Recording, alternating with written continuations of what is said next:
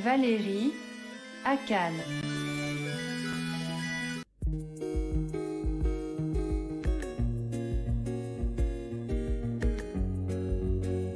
KO ici KO, pour cette 8e émission, on quitte la plage pour les salles de Projo avec Marco, notre correspondant pour la KO TV. Quel programme aujourd'hui? On va aller voir non pas un film, mais une série, à savoir The Idol, de Sam Levinson.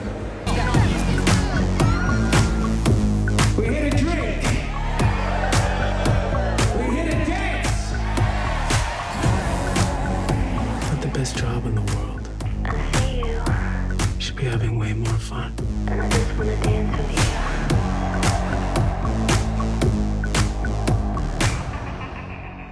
I like you. Eh ben, j'ai trouvé ça nul à chier.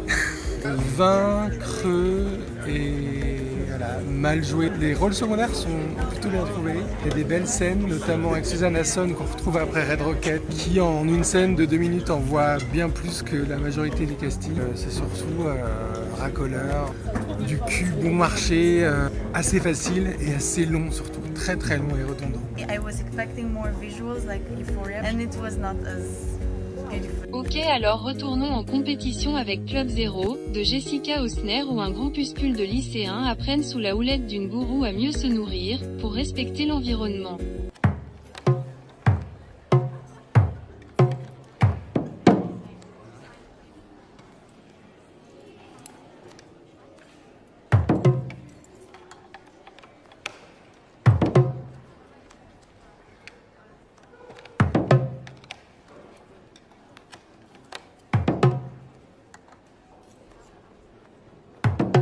This fish is so good. Verdict à la sortie.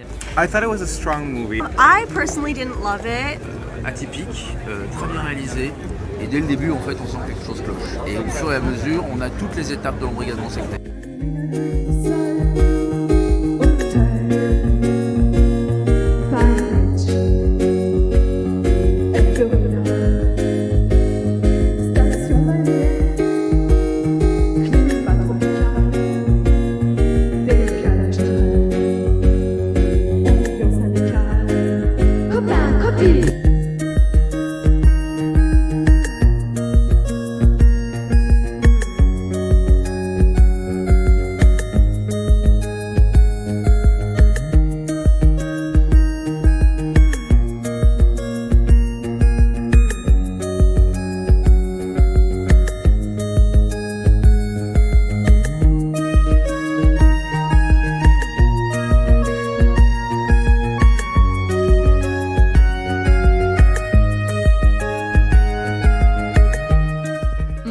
Avec le Wes Anderson, Asteroid City, qui se déroule dans une ville américaine fictive située dans le désert en 1955 pendant des compétitions savantes. In my loneliness, I've learned to give complete and unquestioning faith to the people I love. I don't know if that includes you, but it included my daughter and your 4 children. Sometimes I think I feel more at home outside the Earth's atmosphere. Oh, wow.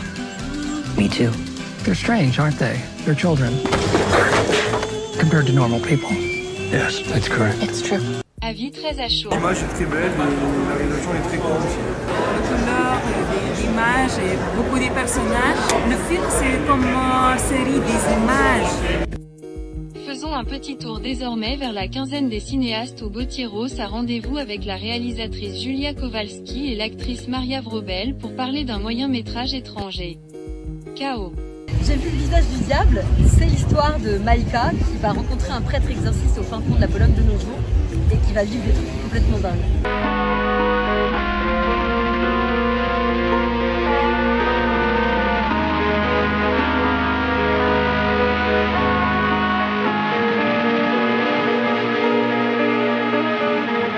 Le point de départ de mon enquête, c'était vraiment une critique très claire de ce système que je trouve juste fou et de cette société corrompue et malade qui est mon pays d'origine. J'ai découvert finalement, avec les prêtres exorcistes que j'ai rencontrés, des gens qui étaient plutôt bons et qui faisaient des choses terribles pour faire le bien. Donc cette dichotomie dans les prêtres, tout comme la dichotomie dans le personnage de Maïka, où on ne sait jamais vraiment en fait si elle est possédée ou pas, ça m'intéressait plus que tout.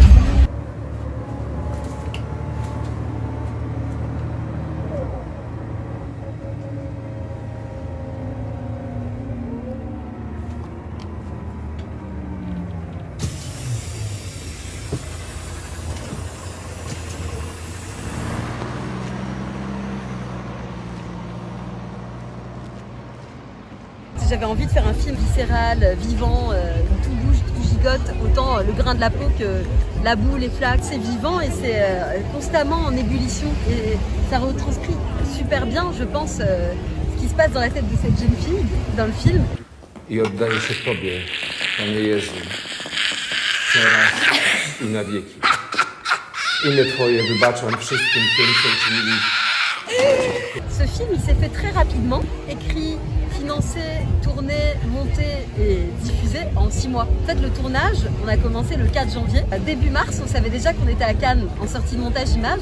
Donc il nous restait encore le montage son, la musique et le mixage et tout plein d'étapes de post-prod. Mais c'est fou comme ça a été extrêmement vite et parce qu'il y avait comme un espèce de rouleau compresseur depuis le début, c'était très clair quel était le film.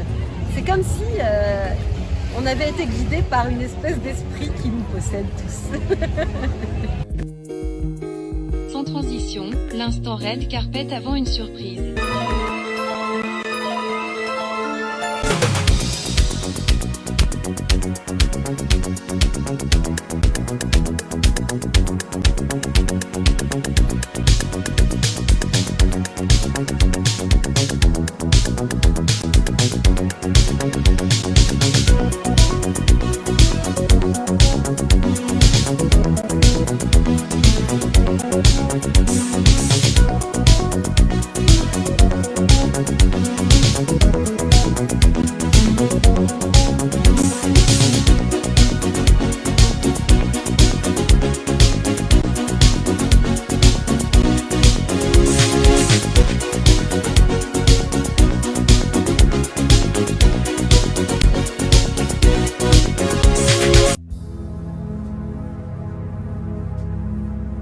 Hello, coucou, une petite vidéo, je fais mon cinéma pour parler cinéma, puisque j'ai vu aujourd'hui le film de Valérie Donzelli, L'amour et les forêts.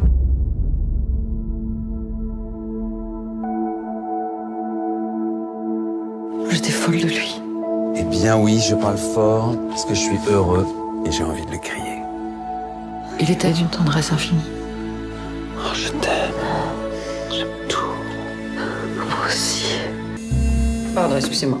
Pourquoi tu m'as raccroché au nez? J'étais en cours. Tu rentres à quelle heure? 17h, pourquoi? Il t'appelle tout le temps, ton mari, hein? Oui, il est comme ça. Ça m'a pas enthousiasmé parce que j'ai trouvé que c'était très très lourdingue. Le cas de ces femmes maltraitées par leur conjoint, par leur compagnon, c'est quelque chose de grave.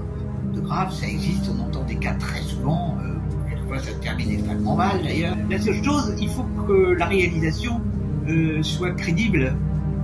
Et là, pour moi, c'est pas crédible cette histoire. C'est lourd, c'est lourd. Il y a des événements annexes qui sont à la limite du ridicule, je veux pas spolier, mais aberrants.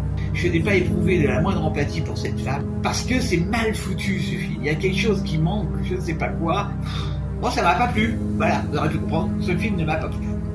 Pourtant, j'étais de bonne humeur. Mais c'est pas grave. Demain, j'irai voir un film iranien. Ça sera mon niveau d'un autre niveau. Madame Donzelli, elle a du boulot à faire encore, pour être une bonne réalisatrice. Voilà, voilà. J'espère que vous êtes tous en pleine forme. Et je vous dis salut, salut, à la prochaine pour parler cinéma ou autre.